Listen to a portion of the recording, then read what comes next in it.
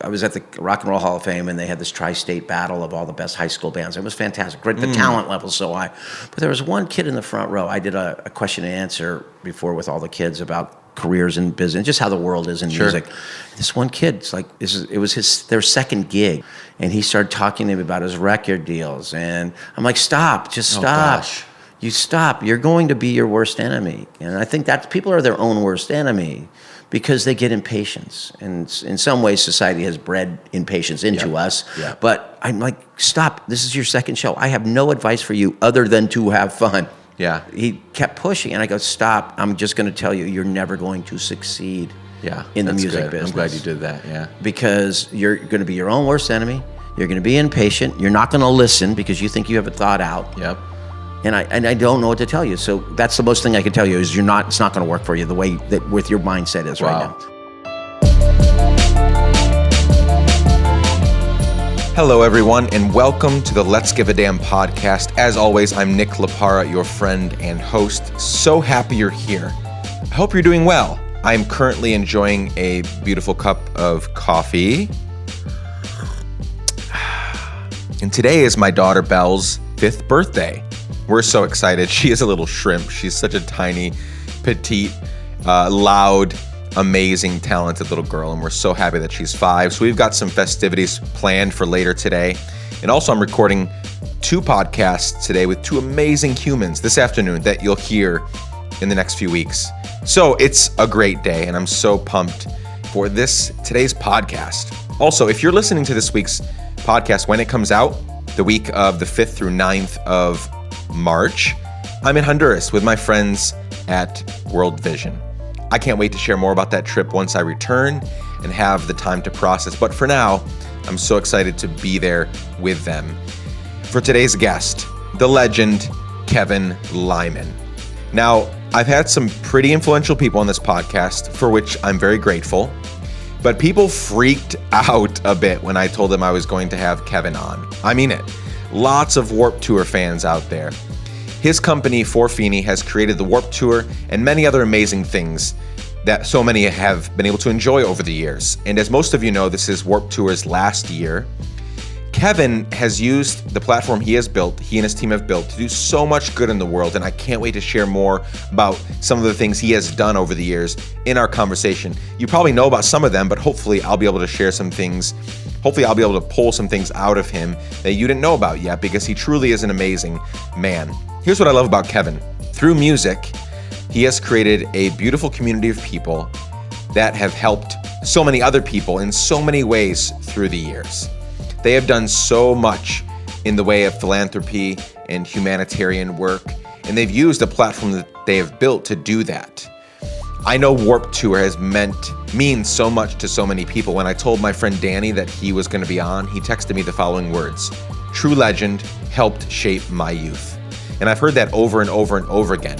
And that's incredible that music, pretty loud, rambunctious, crazy music, has been used over the years to shape people's lives and to really help them as they grow up and mature and, get married and have families. It's truly amazing that Warped Tour, this music tour, has helped so many people.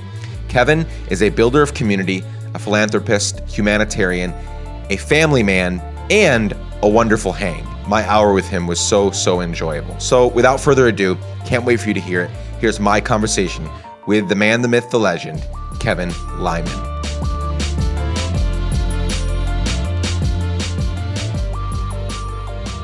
I'm super excited about this. Kevin Lyman, thank you so much for taking the time. Thanks for having me. This is super exciting. It's really funny, as I mentioned to a few people that we would be doing this. I've had Rainn Wilson on the podcast, a few other people that, are pretty well-known and influential. And there were more people excited about you being on the podcast. Seriously, there were some starstruck Warped Tour, I guess alum that were really excited about this happening. It's like 50% of the world. Maybe that really want to hear what I have to say, and then 50% want to see if I put my foot on my mouth, so they can give me a hard time on social media. It's like there's fine. There's no in between anymore. We'll take anyone that wants to listen to the conversation to see what's going on. Yeah, for sure. There's no in between anymore. Well, this is super excited. I met Kate a few weeks ago, and she really insisted that we do this. And as I began to dig more and explore more, you and the things that you have built it's not just music. It's way more than that. There's a lot of people being helped. There are a lot of people being served well. The world is a better place because you're in it, and that's what I really want to tackle today. I'd like to think we're doing my part. It's been a long journey to get here, but we've done our part. And Sure. It's always been, so it's always been that philosophy. And more you get back into your life, it's I've always had music in my heart, but philanthropy and education in my soul. Yeah. So I've been able to blend that through most of what I've done. Interesting. Yeah. Let's dig into that a little bit more. But before we do that, most people know about you 1995 on. Yeah. Let's talk about before that. I just want to get a framework for what are the things that made you the way you are today. So just give me as much or as little as you want to tell me. Just who was Kevin before 1995? Yeah, that's nice you ask, because now it's funny, as the more you do in life, you get known for less. So I was actually up in the Rock and Roll Hall of Fame this week judging about all the bands. And they asked me to write write down how do you want to be introduced. And I said, it's gotten down to 5 words: the founder, producer, fans, Warped Tour. It's like, here, that's fine. But, there was a lot that went into it, I think, before that kind of molded it. And you kind of go back and look at your life and see the threads of what makes you tick now. And I grew up in Claremont, California. It's a town east of Los Angeles, about an hour. And it was a military town, actually a military contracting town. Pretty much the area was built around General Dynamics, which was a defense contractor. But it was also education city. This is where all those great colleges, Sure. Claremont Colleges, Pomona College. It's well known for the Harvey Mudd and School of Theology. So it was this little pocket amongst the sprawling, growing suburbia that was of unique people who had grown up in Claremont. So my father, he was an engineer, and I was adopted. So I think that's come into some of the play and some of the things. I was an adopted child. My family took in 4 kids from separate people. Wow. And raised 4 kids. So when I look back, I think some of those influences that have gone in my life have come from that. But it was really growing up in this kind of community that was, my dad was, working for the government, but he always was willing to understand the other side of he didn't really want war. He didn't think war was good. And then growing up in this city where all of a sudden, when I started branching out of the 2-3 little blocks you grow up in between your school back then and going and seeing and meeting people around my town, that there was a hippie culture kind of going on, and it was anti-war, and they were always doing benefits for something. That's one of the earliest memories. There was always something going on in the community to help the community or help someone in need. So that's what started threading through my life. We were always, I guess, little entrepreneurs too, because we didn't really have a lot of money. We always worked. I always had 2 jobs. I was delivering newspapers, mowing lawns, doing the normal things you would do back then. And everyone didn't get their newspapers on their computers anymore. Yeah. We actually had rotor bikes around and delivered them.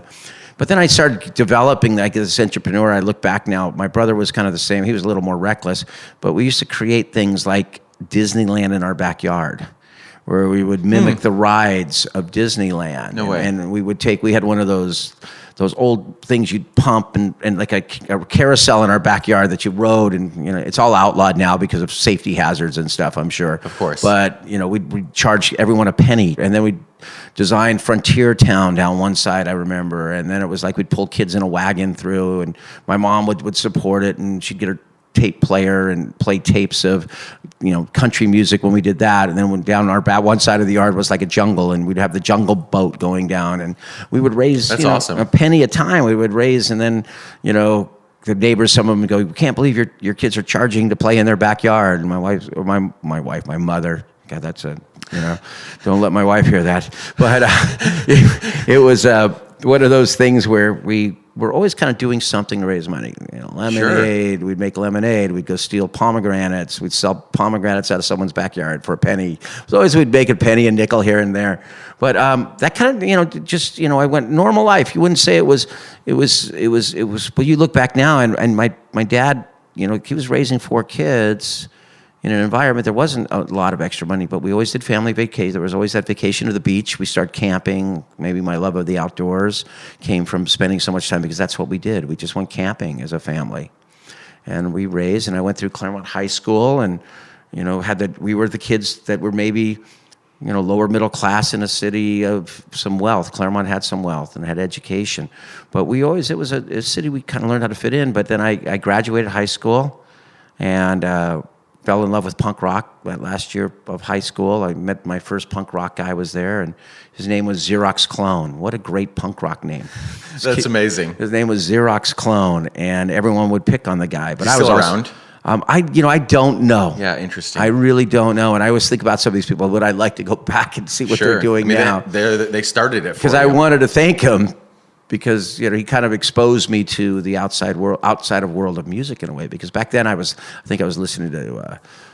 What my parents listened to. They were listening to the Carpenters, and they were listening to. I was just about to ask that. I mean, that was the early days of punk, and so like, were there any tension there between you and your parents? And were you considered like, he's going astray or whatever because he listened to that? No, they were always pretty. It was. I didn't really become punk because it was very visual back then. It was, back then it was piercings and, sure. But then it opened up my ideas. So when I went to college, I was supposed to go to Cal State Fullerton, but the first gas crisis happened.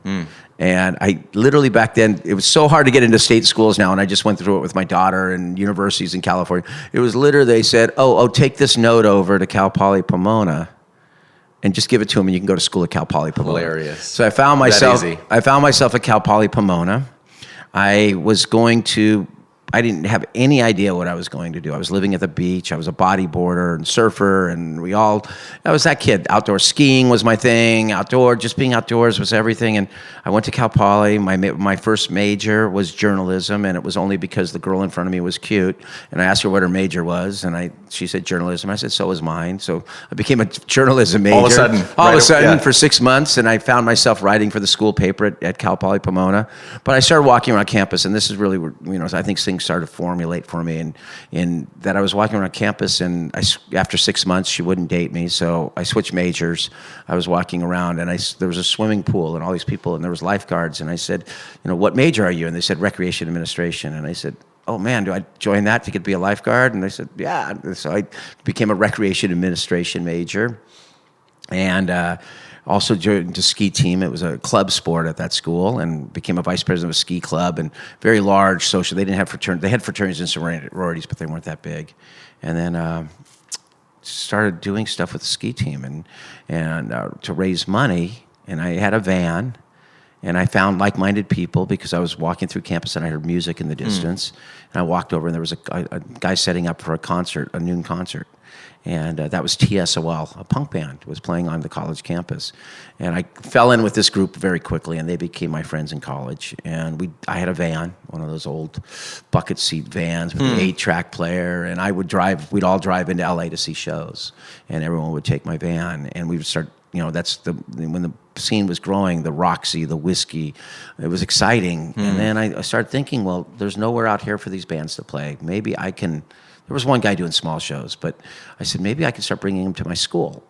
And I started blending in shows and need to make money for the ski team and fund my skiing habits and all the stuff we wanted to do as a ski team.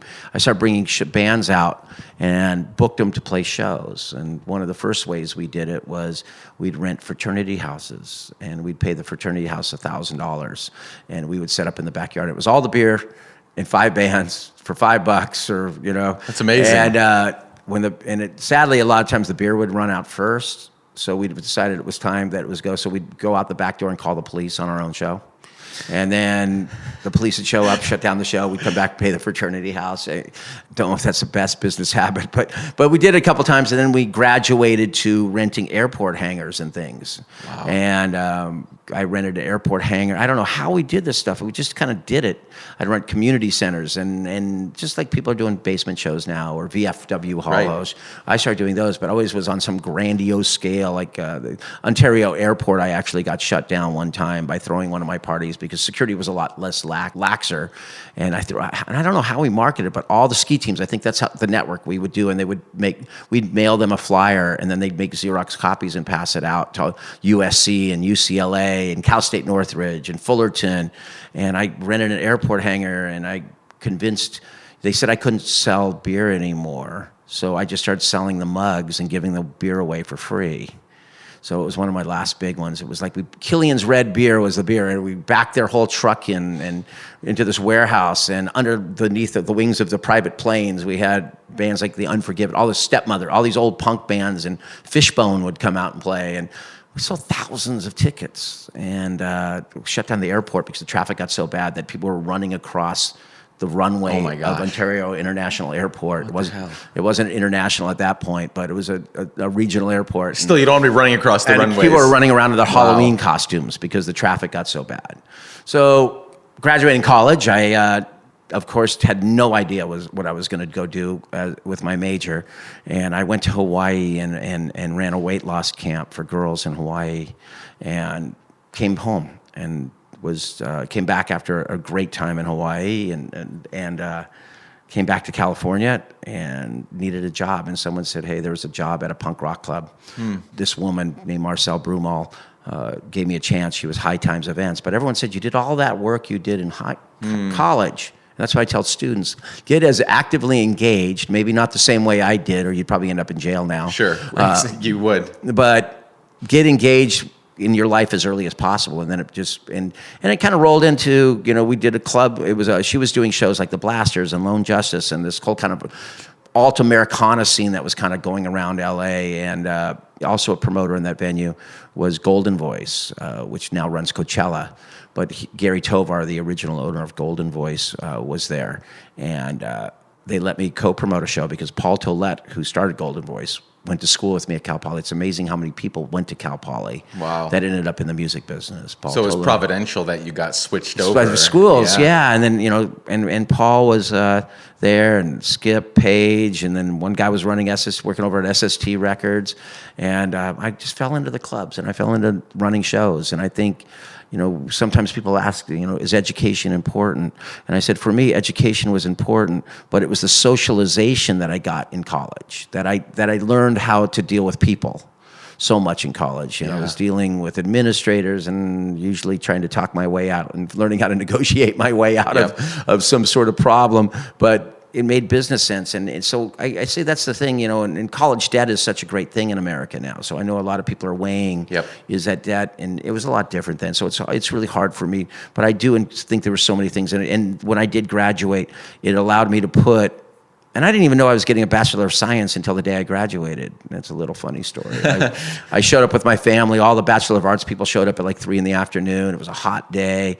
Showed up, brought all the family down. And I walked up, and they're like, we don't have you, Kevin. We don't have any Kevin Lyman graduating with a Bachelor of Arts. And they'd say, what's your degree in? And I said, Recreation Administration. And she said, you get a Bachelor of Science. And I'm like, so I had to go tell all the entourage of parents and family that we had to come back like 4 hours later to another graduation. Wow, that's funny.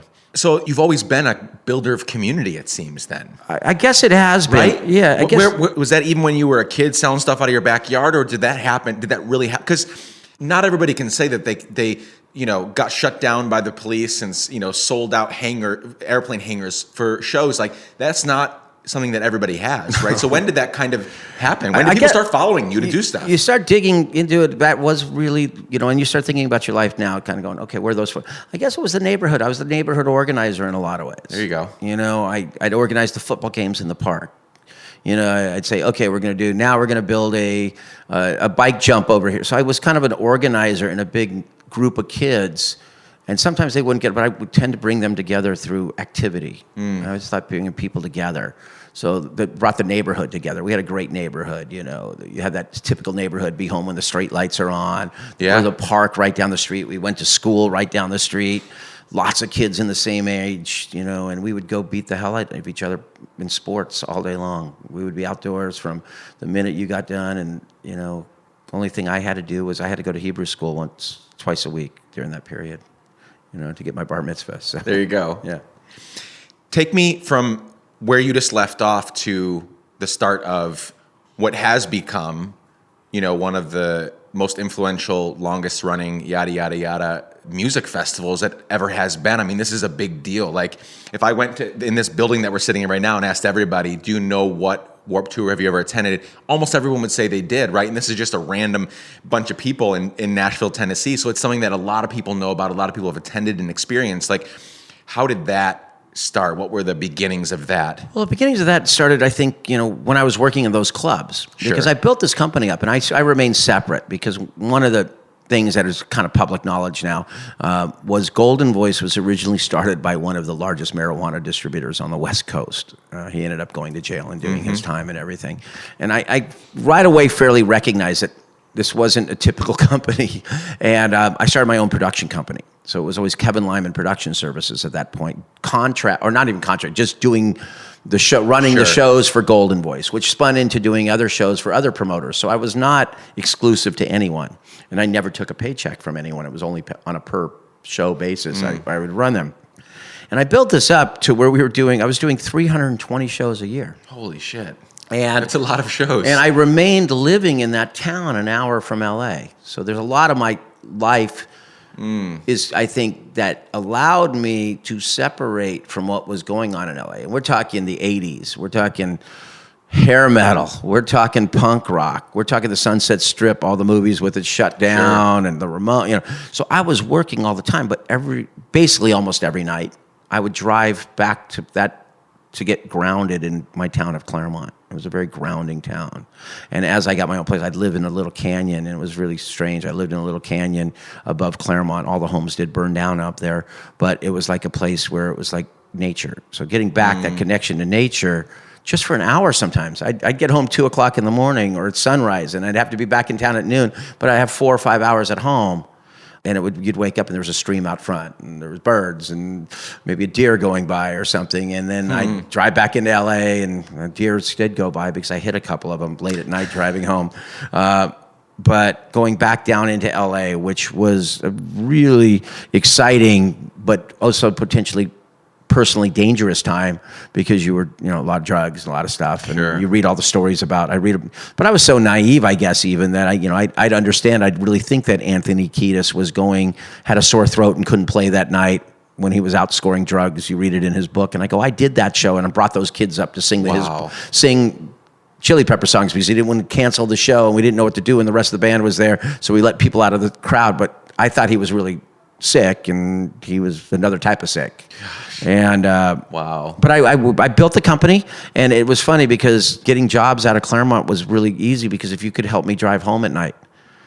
So I had all my crew guys were Claremont based, and they were all guys because we'd all drive the van in and work a show. But I was so exhausted at the end of the show that I needed to get sleep that hour back on the freeway. So if you could drive a van at night, you got a job. Yeah. And I built the company, and we were doing so much, and it was great. And then the music scene started to change a bit around 1989, and in the late 80s, and then it was that alt scene of LA. It started out with maybe bands like Drama Rama, and spun into bands like Jane's Addiction and the Chili Peppers and Fishbone and Thelonious Monster, and it was such a really exciting time in LA because everyone was very engaged.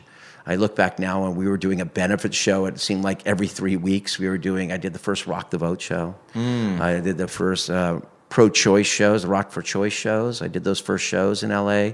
So that activism kind of kept coming out of Claremont where I was really excited, because even in Claremont we would do shows when the great Walk Across America, there was this walk, and it totally flailed. It was like a sham.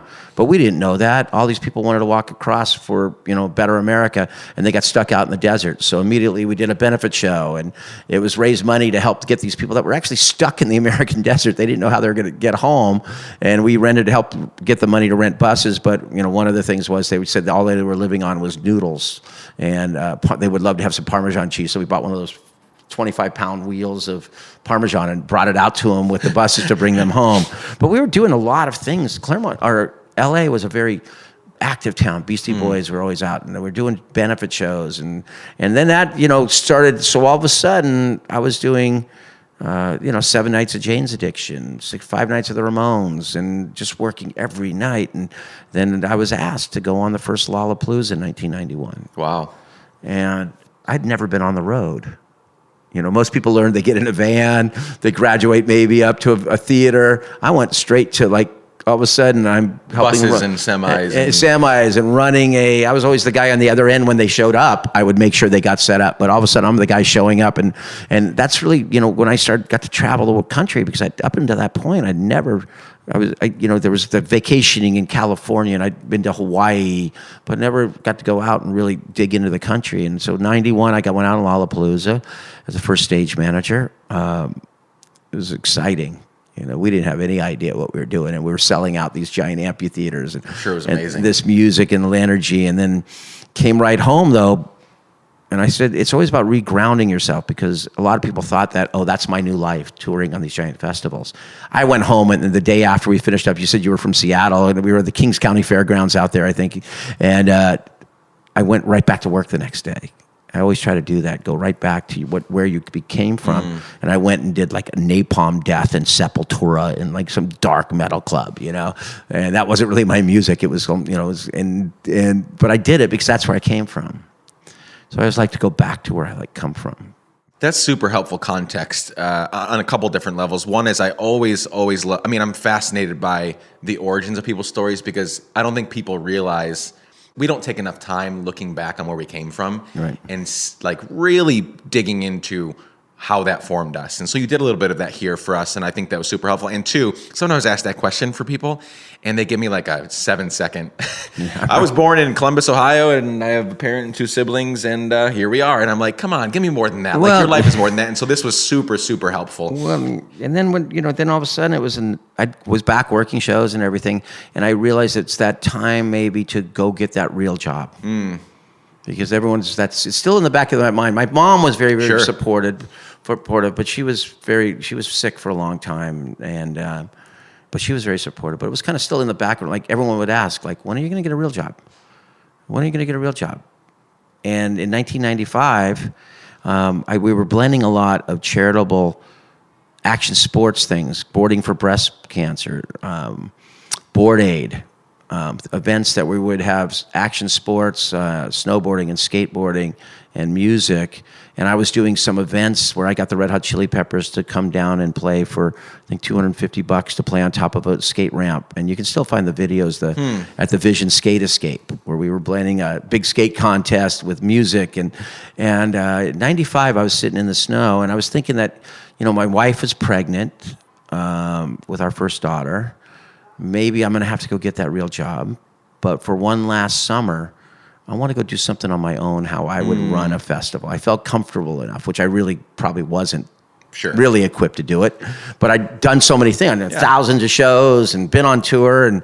And we were sitting in the snow after this Board Aid show where we actually convinced Perry Farrell to sing Coming Down the Mountain, a Jane song. He was already doing Porno for Pyros, and the snow just poured across. The crowd was going bananas, throwing snow, and I was physically exhausted, and we had to take this giant stage because, of course, I couldn't set it up at the bottom of the mountain. I had to take it halfway up the mountain. Oh, wow. And just because that's who I was and wanted to put it in that cool spot with the backdrop of the lake, and no one really cared but me. You did. I thought it was awesome, and I'm sure some people thought it was awesome, but we were sitting there, and I go, you know what, this whole lifestyle, and I think it was even maybe that day that I had heard about the X Games, and I don't know the exact day, if it was right before that or during that day, that the X Games were coming, and it was going to be a televised action sports thing, and I said, whoa. It hit me that, this is a whole action sport lifestyle that we've led on the coasts, basically, is going to get known more across the country. Maybe I like blending this with this music and taking a Board Aid, not so much in the snow, but taking it across the country, but blending skateboarding and music. Maybe it's time for me to go try to do this one time. 95, it was going to be a one-time run. And I look back at that, and the only reason I got to do it was by putting time in. I'd already been doing this for 13 years, almost 12, 13 years. And I'm working through and building those relationships, because so many kids come up to me and go, oh, dude, how'd you start the Warped Tour?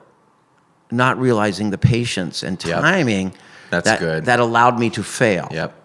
Because I failed. That Warped Tour was a failure the first year. But it wasn't supposed to be called the Warped Tour. I think I've said this in stories. It was going to be called the Bomb. The Bomb. The Bomb. That was a term back then. Oh, that's the Bomb. Oh, yeah, sure. Yep. So I said, let's call it the Bomb. I still slips every once in a while. Because we couldn't do name searches on the computer back then. We had to hire a lawyer, and I was running out of money. I couldn't figure out. And then it was going to be called The Bomb, but the day I was going to announce it was the Oklahoma City bombing. Oh, so you talk about weird timing. Wow. And it was so unfortunate to have the Oklahoma City bombing. Yeah. But if I had named, and you never look back, and that's never going to be something talked about. But I look at it and go, if we had gone out with a tour called The Bomb and it bombed the first year because it didn't sell tickets, it would have been The Bomb bombed, and I wouldn't be talking to you. But then I couldn't use that name, so I called my friend at Transworld Publications, who I'd just done board aid for, and said, "You guys have a magazine called Warp Magazine. Can I borrow the name of your magazine? I promise I won't put out a magazine if you don't put out a tour." And that relationship I had with him from doing this show and volunteering to help with all these shows, he said, "Sure, have the name." So that's how it became the Warp Tour. Wow. Yeah. Well, I'm very glad you didn't call it. I mean, even with just how things have evolved in the world, it's just bad it would have been a bad. But yeah, that's incredible context. So I'm glad you pointed that out, because so many, even me, I'm on the cusp of millennialism, but I still encounter that in my own life and have to fight that. And I do a lot of consulting and coaching, and that's what I encounter a lot of is there's this idea that to get there is a lot easier than it really is, right? And nobody wants to put in the hard work. Nobody wants to know that it took not even just the first year of Warped Tour, but it took you tens of thousands of hours of putting on shows, some failing, a lot working, just the sleepless nights and all of that is what it took to make this happen, and people don't want to do the hard work. And it still takes that to keep it going. Sure. It doesn't get any easier. It's never gotten easy to do this tour, and even harder in some ways. But you sit there, and I was the other day, it was like I was at the Rock and Roll Hall of Fame, and they had this tri-state battle of all the best high school bands. It was fantastic. Great, the talent level so high. But there was one kid in the front row. I did a question and answer before with all the kids about careers in business, just how the world is in music. This one kid, it's like, it was their second gig. They were good enough to win their area playing, but this was going to be their second live performance. And he started talking to me about his record deals. And I'm like, stop, just stop. Oh, gosh. You stop. You're going to be your worst enemy. And I think that people are their own worst enemy because they get impatience. And in some ways, society has bred impatience into us. Yep. But I'm like, stop. This is your second show. I have no advice for you other than to have fun. Yeah. And do 1,000 more of these. And then he kept pushing, and I go, stop. I'm just going to tell you, you're never going to succeed in the music business. I'm glad you did that, yeah. Because you're going to be your own worst enemy. You're going to be impatient. You're not going to listen because you think you have it thought out. Yep.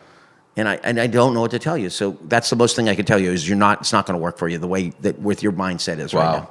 So, we went out, and it was an absolute failure. It wasn't a failure, but people saw that it was really, like, it was a different. I think people were thinking I was going to put out a duplicate. I heard someone say, "What's Kevin Lyman doing with duplicating Lollapalooza, beating a dead horse?" These kind of things, and it wasn't. I was really that community. That's where I started writing the schedule each day, mixing the times up. If you remember, you never knew what time the bands are going to play. Yeah. That all came from learning on Lollapalooza when I'd watch Henry Rollins on stage every day at 1:20 in the afternoon, bellowing his heart out, saying important things, putting out his message to a bunch of empty seats. Because as in typical shows, people come later in the day for a festival. Yep. So that's why I started saying in my festival, Henry Rollins some days he would play right before Jane's Addiction, or he would have been playing. There would have been a rotation to expose people. Yep. And that's where I learned that little thing. I also was looking at the society in a different way that, I grew up in a world of fuck corporate America. That was a sticker on everything. And I was like, wait a sec, we buy their clothes, we use their products. Why don't we try to get some money from them to support what we do?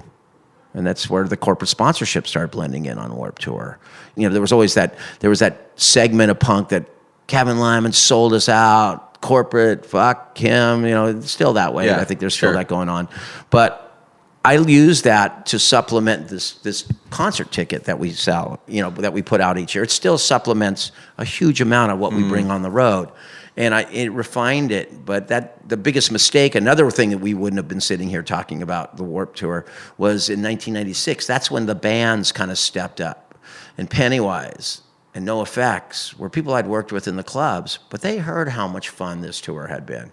And they decided that they wanted to be part. When their agents wouldn't take my phone calls, didn't want their bands on my tour. I had little clandestine meetings set up from friends, that relationship building thing. Sure. My friends ran Billabong, and we would go hang out at Billabong and just accidentally all run into each other.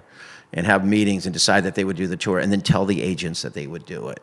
And that's got no effects in Pennywise going. But I didn't know how I was going to put this tour on the road, because the promoter said, you can come, Kevin, next year, but because we back you, because we support what you're doing, but we're not going to pay you much money because we lost money the first year. We need to make back our money. So I had these great bands and nothing, and that's where we thought, well, maybe we have to get a title sponsor, a sponsor to help us with this. And the original one, my ex-partner said was, I have a friend at Calvin Klein. And this was 1996. Sponsorship had just started crossing in. You know, I had a couple little ones on that first Warped Tour, but not much. And I'm suggesting that maybe we have Calvin Klein, becomes the Calvin Klein Warped Tour, which I wish I had the drawing. My wife's a graphic designer, and she actually drew the skateboard ramp. And it actually said Calvin Klein Warped Tour on it. I wish I had that piece of artwork, because it would have been the worst brand. I'd bring it in here to WeWorks and put it up like could have been the worst branding in entire history. Worst thing ever. But they got stuck in a snowstorm. Fortuitous things that happened. Man, so many of those, right? Or old blizzards up there. And then sometimes you look at your life and you're going, and that's what we'll talk about later, like where I'm at now. Yeah. Because there's a move, why I'm ending the tour now. But they got stuck on this runway. And there was a lawyer involved, and that guy could screw up fucking anything. And I asked him, I got a call from Vans. While they're stuck in this blizzard, I get a call from Vans that said, can you come down for a meeting? I'm like, yeah, man, they must want to be involved with my awesome music festival. So I go down there. They put me in a little room, smaller than this. I'm sitting there waiting. The CEO at that point walks in, Walter Schoenfeld. It was rad. You have those mentors you look back in life and go, what a rad person he was. He was one of the founders of Vans with the Van Doren family. And immediately he starts talking to me, and I realize he's interviewing me to help him with his amateur skate program. Nothing to do with my music festival. Wow. And that's when you have nothing left in life. Just got to throw it out on the line. Because I had brought my stuff from the Warped Tour that I wanted to show him what we were doing. And I said, Walter, no one's ever going to see amateur skating unless you have part of my awesome music festival. We just had all this great, successful first run. I'm looking for a title sponsor. He's like, I'm in. 15 minutes. Wow. And I'm walking out, and he gave me $300,000 to go out, and which is unheard of at that point, as a title sponsor for an unsuccessful music festival. It'd still be hard to get that much money. And I know. And he on the way out the door, he goes, and Kevin, I'm going to need you to do like 6 shows in Europe for me. I'd never been to Europe. I didn't have a passport. I turned around and said, absolutely, Walter, no problem. So later on, went around Europe, figured out how to make it all work. And that following summer, we went around Europe and pulled together 6 little mini Warped Tours around Europe. And we got through that second year. And that's when I say, when No Effects and Pennywise kind of legitimized it in some of the artists' eyes, because I was the guy that loaded everyone knew me, but I was the guy that loaded trucks. To that point, every festival was started by an artist. Perry with Lollapalooza, Sarah McLachlan, John Popper with Horde Festival. And I was the first production kind of person that did it. And those guys coming out, really kind of legitimized it and brought it to even though that first year, No Doubt and Sublime were on, but they weren't known yet. 6 months later, they became household names after that first year. So now we're sitting here 24 years later. Insane. Yeah. Insane. Okay, let's switch gears a little bit, because I do want to talk. This is the Let's Give a Damn podcast. On this show, I talk with people who saw a need, saw something wrong, gave a damn about it. That's obviously been a huge part of your life. You've already shared a bunch of that, the little things that happen, your parents kind of guiding you and showing you that to help people in need and to do those things. Then you did that, built community. And so that, now here you are. Talk to me about some of the ways that you give a damn. Like, I know there's a lot. The Foundation United. There's all the ways, all the nonprofits that come on the road with you guys. Like, just give me a picture of, what really makes your heart beat? What are the ways that you give a damn? Well, what ended up happening was, when we started that Warped Tour, right away we started putting 25 cents of the ticket towards a charity. That first year when we were making no money. Insane. Nobody was doing that. We were doing 25 cents, and people still don't. A few people do now. Totally. Yeah. It's still we all should be doing that. Yes. But a few people do. But it started out as 25 cents a ticket, and we do 25 cents a ticket, and it was just like, give back, do something. And then we started going down the road, and through the years, we were always, some of the first, environmental touring, trying to reduce our waste, reducing things. We didn't hire a couple. We tried to figure it out ourselves. But then I started getting people coming into my office, a lot of them with an idea, same passion as me. kids are my passion. What's their passion? So that started with a blood drive. Someone was trying to start local blood drives in California because there was a shortage of blood. He came to me and said, Kevin, can you give everyone that donates blood tickets? I said, that's not the best business model. I can't necessarily, but you know what? Let's see how I can work through this. And we started giving away download cards. At that point, we would include CDs. If you donated blood, you would get a sampler CD from the Warped Tour. You would qualify to get, well, the first year I said, everyone that donates blood gets a backstage pass. And 3,000 people were backstage in Pomona. Then we got to where you qualify for different things, and that's where Music Saves Lives came in. And we were the largest independent blood drive for like 7 years straight with the Red Cross. We didn't do blood drives at the show. Parents would call and go, "Are you going to take my kid's blood?" Yeah, I'm going to give them a cookie and some orange juice and throw them in the pit. No, it was done before the tour. So there was Music Saves Lives blood drives, and that kind of spun out of the Keep Abreast movement, which was, the I Love Boobies campaign, kind of spun out of that. That became a nationwide campaign. Then I started met Jamie, who runs To Write Love on Her Arms. Yep, love Jamie. He's been on the podcast. And Jamie, I gave him a larger platform. So he was within the Warped Tour umbrella, just like a bunch of bands getting together. He came out and got national recognition. It helped him with that. And it's been kind of going, and we've been addressing problems as either I see them or they become a problem, and I find someone to support us. So recently we've been doing our canned food drive because I found that venues were charging kids to skip the line. Come in early, $5. I said, why were we charging them? Let's have them do good. So 3 cans of food at the front gates is a large part, and that's Feed the Children Now. A great woman, Lana Posner, out of the East Coast. And it started out with just a punk kid was doing it. I don't want to go into too deep, because one time he decided to abscond with some of the money and hang out with strippers and drugs with one of the bands, but he's doing all right. We've worked through him. I still helped rehab him after he kind of went off the rails, but we work with an organization called Feed the Children Now, and it's gotten to a point where we do between 400 and 500,000 pounds of food a summer, and it stays in the local communities. So it's collected each day by a local group, and we find groups that don't charge for the food because some pantries will charge or something. It has to be straight to a good group.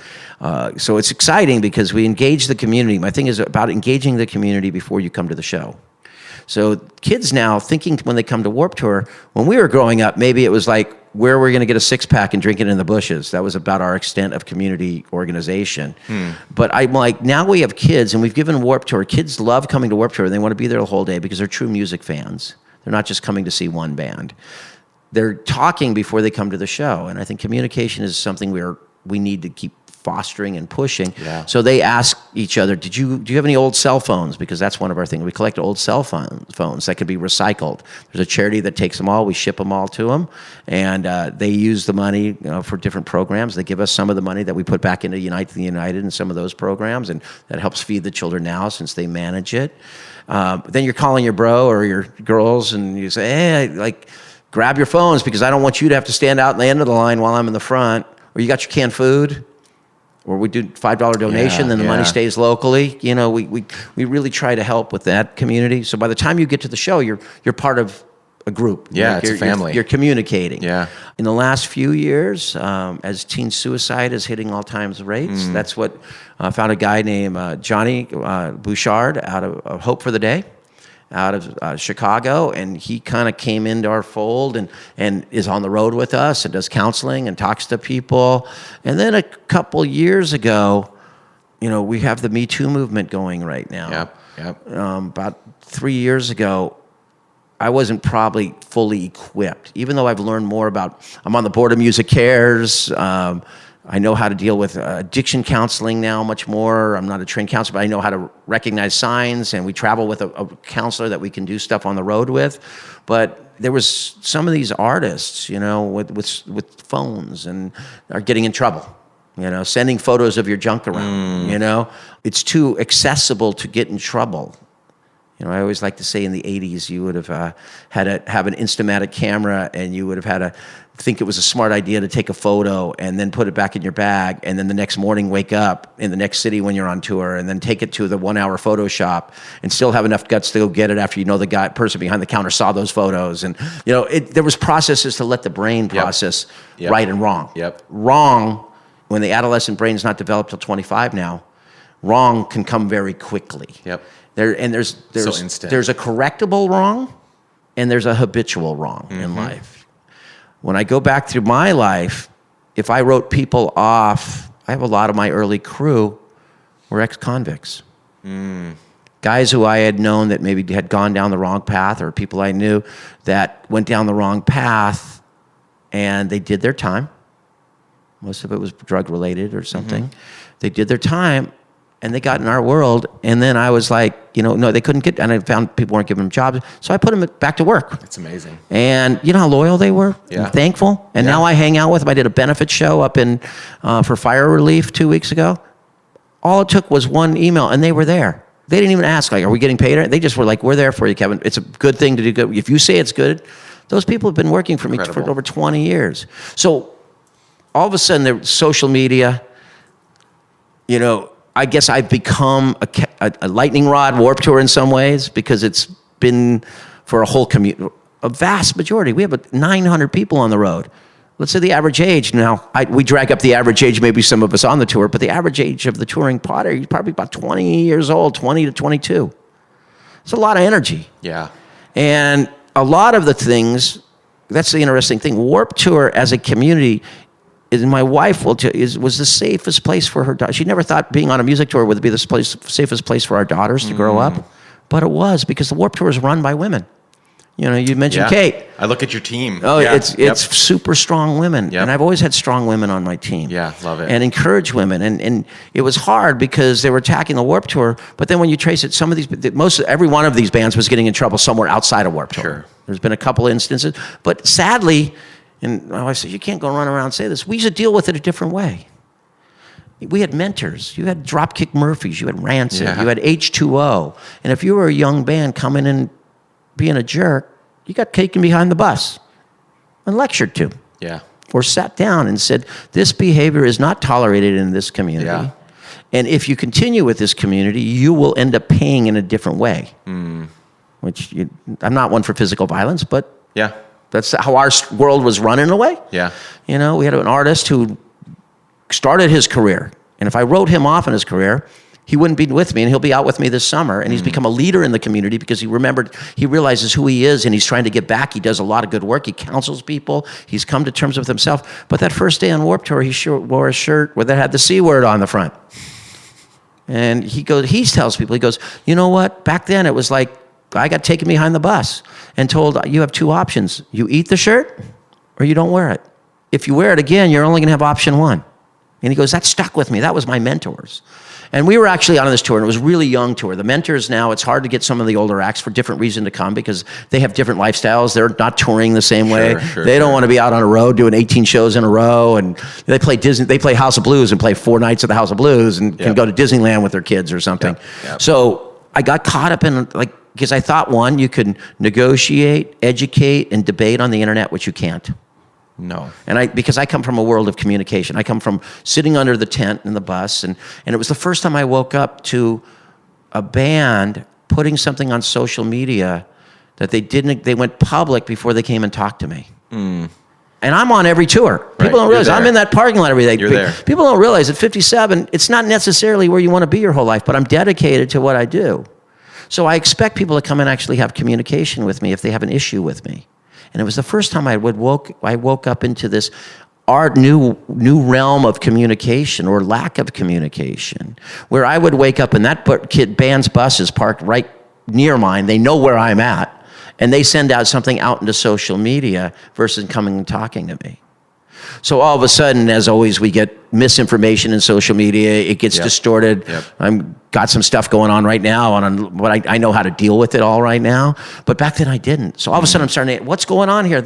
It's good. You know, we've got some problems.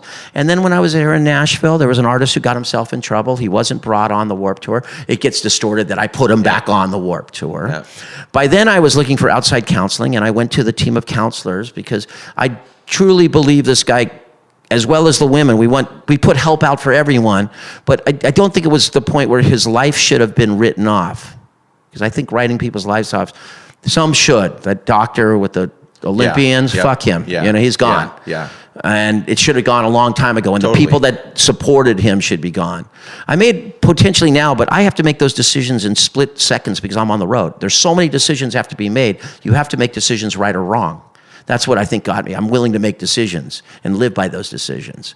But now, reflecting on it, maybe I shouldn't have done that because now I understand just talking to the women. But there was no discussion then. It was just very quick. The counseling team asked, he was being treated here in Nashville, and asked if he could come play a few songs in the acoustic tent. They thought it would be okay, and he'd be under supervision. And I'm like, okay. Well, it blew up into and I know now that I'm learning more about triggers, and it was new, all these things, and I was trying to deal with it, and I let him come down and play. It angered some people. It angered an artist. He went public, and it just became this avalanche of hate towards what you've worked so hard to do.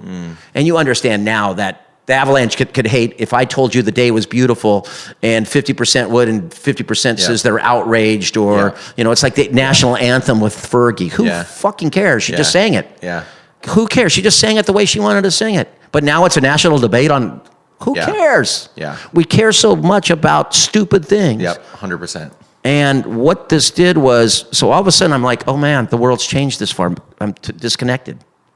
So I tried to do these town hall meetings, which were a disaster, including everyone in this process. People that didn't have 30 years of experience in this world. Sure. It was a disaster. Summer was just a disaster. And I came home and I said, am I just going to, and I said, no. I'm going to learn from this. So I found a group called A Voice for the Innocent. A group of professionals and therapists who love music. I reached out to them. I invited him to a couple shows that summer to show him what I was going through. Jamie Cyrus. Jamie, yeah. And he came down, and he's running on a shoestring then. I think now he's starting to get a little more help. And a little more, yeah. I'm driving people to him. And that came from the Warped Tour because he's good. He's good people. Yeah. But you know what? He understood what I was going through. And that's where the following summer, I funded them to come out on the road. And I also learned from that college and high school counselors don't have the material. They don't even know what the services they are in their own neighborhoods now. So we would pass out cards for kids that need help, that maybe have sexual abuse or sexual harassment or feeling uncomfortable. We give them cards so they can get local help. And that was Jamie, and I gave him the money to do that. So you could still you're taking the flack from one side, but sure. I funded him to come out there. Yeah. And even last year, this couple group wanted to start called Safer Scenes, making shows safe, I gave them money. But they weren't ready. They turned around and attacked me in some ways. It was like, whatever. But they're not ready. They're not professionals. They were young people trying to do good. That it's better to get trained people. Yeah. And Jamie is very trained. Now he's building a network. Yep. Artists are supporting him outside of Warped Tour, which I love when people reach. So you see tables at shows now that he's at. That's the kid online attacking me still. That's their right. Sure. That's their right. But I always tell them, and even that summer I was saying, all death threats come after midnight. I realized that because I was getting death threats. I invited him to come talk to me. Invited kids. Come down at 7. Anyone who wants to have a grievance with me, come down in the morning and chat because I want to learn from you. Yeah. And it turned weird because all the kids who wanted jobs started coming down, which was okay. I didn't mind Spain, but we had a couple come down, and you know what? When I walked them around and showed them what we do more than anyone to keep people safe at a show. They met the women who work for me, and by the time they were leaving, they wanted to know if they could apply for a job on Warped Tour. So right now we're at the point where it's the last Warped Tour. People are going, why is the last Warped Tour? I think I've accomplished everything I possibly can in the format that Warped Tour is in now. The world's changed a little bit. There's not a sense of, the bands aren't a community anymore. They fight online, they do all this. And Warped was built on community. Yeah. So I'm going to take I'm not going to worry about the music side after Warped Tour. Music will be a thread. I love music. Sure. But it's that 500,000 kids, the 300,000 kids out there that are super engaged into the Warped community. Yeah. Because I always said I was going to do the last tour and go be a school teacher. And then I realized interesting. Warped has been a classroom. Yeah, 100%. It's been a classroom for people, teach them just as simple as how to go to a festival, how to work on festivals, because now all the large festivals in America, you go anywhere and it's flooded with Warped Tour people, alumni working on them. Interesting. Brands broke on Warped Tour, Yep. Hurley, Volcom, Yep. Nonprofits broke on Warped Tour. The kid that wants to attack because that one band won't be on Warped Tour, that's fine. The Warped Tour really wasn't never for you. Warped is for those kids that go back into their communities and do things. So I'm really looking forward to this time to focus on all these nonprofits. I've got a lot of ideas, and I'm launching an opioid initiative on March 1st coming up here. I was hoping you'd talk about that because Kate told me that you're really pumped up about it. Yeah, So what is that all about? If I've been pumped up so far, I'm going to get pumped up a little more about this. Yeah. Traveling the country, just as I've learned more about what was going on the internet and having people like Jamie, I've been traveling underneath that tent. It's called the tent number 1. I'll be passing out beer koozies this year. The last drink you'll ever have under bus number 1. People, I tell them that and they get really sensitive, like, oh my God, because we've had some amazing conversations because you can bring people with different interests and different opinions under bus 1. All my bus drivers are Deep South guys, and we were talking about the Deep South. They grew up in Alabama. They're hanging out with a liberal kid from California. Yeah. But you know what? We find common ground. Of course. We're never going to agree on a couple things. Sure. But you But know there's what? so much that we can. So much we can. Yeah. So that platform of bus number 1 is where I want to go with. Is that discussion we've had. So under that tent in the last few years, the discussion tends to turn to, I have a friend who's got hooked. I had a doctor overprescribe my niece, my son. And then I started doing my research, reading great books like Deadland. And I also was understanding the political climate because I can see that perspective of spending time in truck stops across America and hearing the pain that people have and understanding more and more what it's like when a GM plant closes in your neighborhood. You don't have that in my neighborhood. Right. But I understood we've got a fractured country. So the opioid thing was, and I kept looking, and there's no large initiative like Truth, the anti-smoking campaign that's been successful. We've had on Warped Tour for 20 years. There's no large initiative out there. So it was very strange. A friend of mine who kind of puts people together in different settings, technology company out of Australia called iPug, a doctor who's done amazing research on gamification. Her name is Jackie. Started putting this thing in, saying they want to launch. They did a thing in Australia on childhood obesity, an app about learning about childhood obesity. They gamified it. Gamifying. So everything's about gamification, as we all know now. Yeah, of course. So the program that we're trying to show some true measurement of education and success by gamification. So what's a better game than Warped Tour? Warped Tour is one large game if you think about it. You got to figure out where I'm going and what the pieces of the day. Yeah. So we're launching it next on the announced date. Download this app. It's going to be called, we got the name now, it's called Fend. And it's going to be an app that encourages you to do basic things to learn about opioids, because what we're finding is how little people actually know about opioids. So kids can learn basic things, be asked a few questions, and they'll qualify to win tickets to the Warped Tour.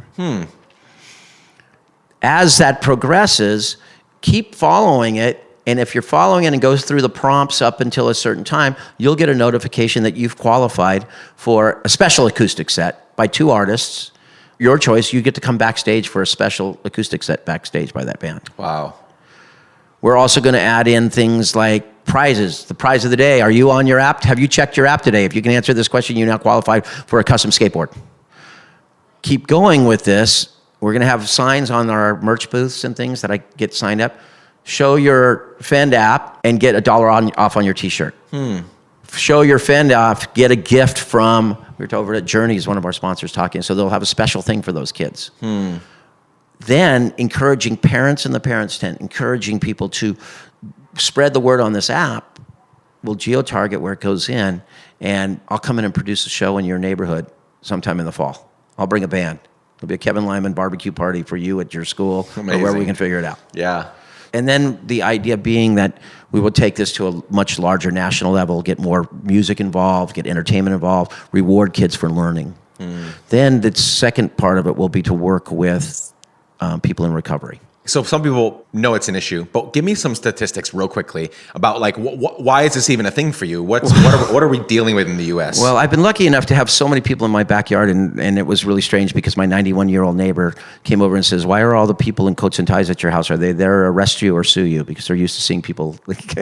And I said, "No, these are the people from their bipartisan." Lobbyists in D.C. trying to came work. to your house. Yeah, I do everything in my backyard. It's always a barbecue. There's food. We have a good time. It breaks people down in community 100%, versus a boardroom. Yep. So we've got all these people, the founders of Narcan, the people that were in my backyard. Wow. And they're trying to break into the music world. We won't go into it, but everyone's got their hand out for money, and we're like, wait, I can help navigate this a little better for you. Yeah. So I think we're hoping. Looks like they're going to be a big supporter of this. So we're bringing a great team of people. But when you talk about the statistics of opioid addiction, we're talking about 2016. That's the numbers just came out on 2016. We don't have current numbers. Probably much higher. Double. And that you talk to the people from Narcan, and what they told me in my backyard, it makes your skin crawl. Because they're saying in 5 years, there will be no more heroin. It'll be fentanyl. There's no reason to have these drugs. Fentanyl will replace everything. And it's already coming in so quick through the mail, but we're not allowed to. They don't really talk a lot about it because we want to build that lovely wall to keep all the drugs out. So if they really said how much it's going, it'll come out of China and go through 3 other countries before it gets here. It's coming just in the mail, like in the mail, like because you can put so little fentanyl, like on paper, like straight, melted in a paper. It's in a letter form, like a patch or something. Like a letter, pat. Basically, it's a letter form enough that was a kilo of heroin. Stop. No. So what they're saying is people in post offices ODing, touching things because they're touching it. Touching it. Wow. So it's growing so quick, and if you look at those stats, and they say there's no, and then part of this process is another group this group's getting larger, but people who want to do something. Everyone that in the know, a person who does regional mapping, all the heat-seeking maps and all that is developing something, because we think every first responder should have an app that links to a central database on opioid overdoses, because it's the only way to be able to figure out, so right now it's all just spotty. Like even people across the city don't even know what's happening. But if you could centralize all this, and every first responder in the country was able to pinpoint where they had just treated someone or what's going on, you could start seeing hotspots. And that hotspot would mean that either you had a doctor overprescribing, which is a big problem, or we now have a spot where they're bringing in extensive amount of drugs. So if we could do this in real time, it's the only way that we're going to figure out what the real numbers are. Because the morgues are overflowing, they got refrigerator trucks. Some of them aren't even trained in seeing what's killing people right now. My goodness. And then look at our industry. Tom Petty. Yeah. All these people were. Yep. Yeah, it's insane. Gosh, we could talk for forever, but I need to begin to wrap up here. So I think I've got 2 questions left. One of them is regarding a tweet that you did the other day. The other day, Ray Butcher, I don't know who that is, you retweeted them. They said, after the Parkland shooting, said, "I'm joining whatever political party those kids in Florida just started." And you retweeted it and said, "It is time to get out of the way and let the youth lead themselves into their future." Yes. What was your heart behind that? What did you mean by that? You're accomplished, you said 57-year-old, like you've done so much. Like, why would you, who has a lot of influence, say that? Like that's... I get in trouble, and my wife says, "You said it, and I don't care if I say it again." Sure. I said, at one point I said, the vote should be taken away from people over 65. Promise them their Medicare, promise them a few things that we won't touch, Social Security, Medicare. But they're not, and I know, and I love my dad. He's 90 and he still goes and votes. But he doesn't care about, I said that, and then I got in trouble because I said, if they really wanted to fix the Senate and Congress, every Friday that they don't get anything done, put all their names in a hat and then take them outside, and one of them. I can't say, but I guarantee you, I guarantee you things would start getting done. Yeah, Petty differences and nothing's getting done. So we do need to get out of your future. And I've been using that a little. I said it the other day, and it ended up on the front page of the Plains Dealer. It was when I was telling these kids, we do need to get out of your way, but you need to start taking responsibility for your futures. Yep. And I'm seeing that. And especially with this shooting. I mean, these kids are coming up and I've been saying it for years. Yeah. It's bubbling. We can't bash the millennials. The millennials will probably save us from technology because they're the only ones that grew up in technology and know how dangerous it could be for people. So when they have children, maybe they're going to say, and I see it already, they're starting to have kids. Yeah. Where do they want to? They want to teach their kids how to grow a tomato. They want to teach them how to cook something. They want to get them outside. Read a physical book. A book, you know, and they have to activate as quick as possible because in another few years, it may be too late for your futures. And there's a great book, it's Baby Boomers, a generation of sociopaths. They really are. They're only looking out. You know, when everyone says the world's doing great right now, well, in 2 weeks because the stock market went up a little bit and their pensions are doing better this week. But they're selling out your futures. And it's time for every young person to look within inside and want to see what their world's going to be. And you know, then again, I always look at a little self-serving. I go, I've been trying to be good to youth, so maybe you'll let me become the future Walmart greeter of your society because I've been kind of nice to you in the past. But I am ready to get out of the way, and I'm getting out of the way maybe for the music industry to start your own festival, to do something the way you wanted to do it. I've done it the way I've wanted to do it for so long, and I think it's worked for a lot of people. Maybe it's not for some people, but it's time for you to take control of your future, and I'm going to take control of what I still think I can do in these opioid initiatives. I may take 20 of the best nonprofits on their own tour, get rid of the music, and just go to college and high school campuses, bring head count next year, and get kids to sign up because it's going to start locally too. Get involved in local communities and just get out there. And some people say that's easier said than done. No, it's not. Yeah, I mean, you'd be the person to do it, right? Because you've spent several decades overcoming the obstacles. Last question, a part of it is hypothetical. The not hypothetical part is that someday you're going to die, right? Hopefully it's many, many years from now. You've got a lot of great work to do left. But the hypothetical part is that for some reason, I've been asked to give your eulogy. So all of the people you've influenced, this is a stadium full of people, the artists, the attendees, your family, your friends, your staff, they're all there. And I get to talk about your life and legacy. What do you hope in this hypothetical situation? What do you hope that I'll say about your life and your work and your legacy on that day? In a really tricky world, he kept the majority of his integrity. Wow. Okay. You know? Yeah. Because I tell kids all the time, when I speak to them, I say, the only thing I'm going to run out of is time. It's the only thing I'm going to run out. I'm going to run out of time. I can't imagine, but, you know, I am. And that's what I want someone to say. The guy kept the majority of his integrity in a very difficult world. It's amazing. That's amazing. As people are just wrapping up here, as we're wrapping up, what do you want people to go? If there's one action step you want them to take out of this conversation, what do you have to go look at? What do you have to go find, support? Like, what's your one call to action here at the end? I mean, stand for something. There you go.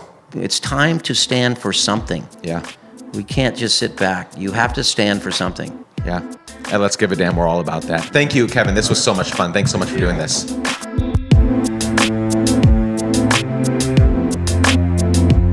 Friends, thank you so much for joining Kevin and me today. As always, you can find links, resources, and show notes for this conversation and all the others at letsgiveadamn.com. There, you can also find other ways to join in on what we're doing and other ways to help us continue to do what we're doing. Also, make sure to catch the Warped Tour this summer, Last Chance. I'll be at the Nashville date recording podcast interviews with nonprofit leaders there. I can't wait for that. If you're there, hit me up. Let's hang out.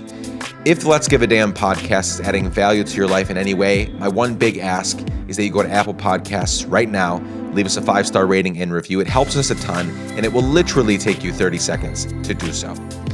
If you're still listening here all the way to the bitter end, I'm truly honored that you choose to spend time with me and my guests each and every week.